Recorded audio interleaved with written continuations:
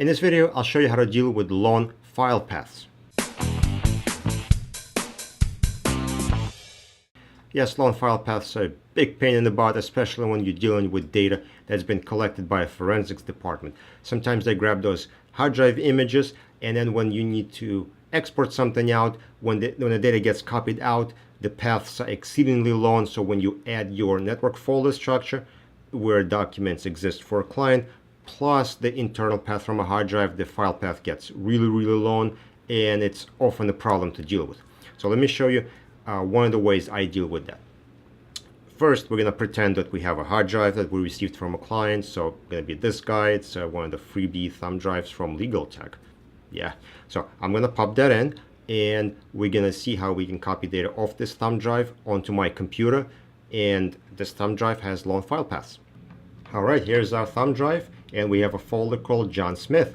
Let's right click on it and check properties and see what we see. Well, what Windows is telling us is we have 4 files here.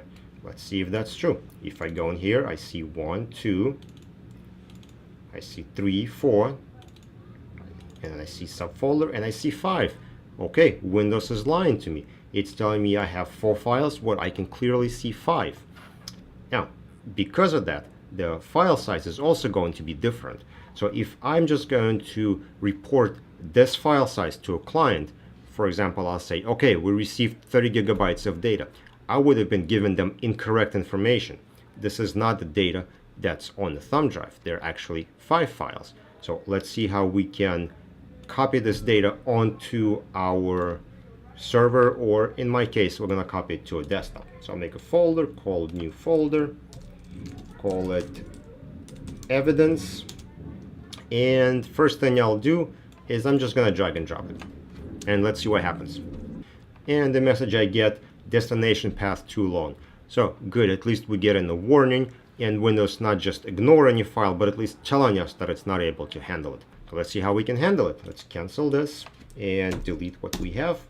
And we're going to use a Robocopy command. I'm going to press Windows R, type CMD for command prompt, and I'm going to type a command, Robocopy/E. Now I need to specify where I'm copying data from. My thumb drive is a D drive, and then I'm going to specify my destination path, and I'm going to put that in quotes because there's spaces there. So that's going to be my command line. I'm going to go ahead and run it, and now I see that there were 5 files copied, which is exactly right. That's how many files we were expecting when we looked at the drive. So we can go here, 1, 2, 3, 4, 5, and those are our 5 files copied. And here we have an accurate byte count of exactly how much data was copied. And this is the count that you can actually report to your client and tell them how much data you received. One other common question that comes up is, have we changed our dates and times when we did this operation? So let's take a look. We're going to right click on Exhibit 2 and select Properties, and we're going to look at Exhibit 2 after we copied inside of our long path. Doesn't matter which one we take. And we see that created is June 26 on both, and modified April 21st on both as well. So we have not changed our file system timestamps. Yes, long file paths are no fun, and you do have to take extra care when dealing with them, but with Robocopy, it's not that bad.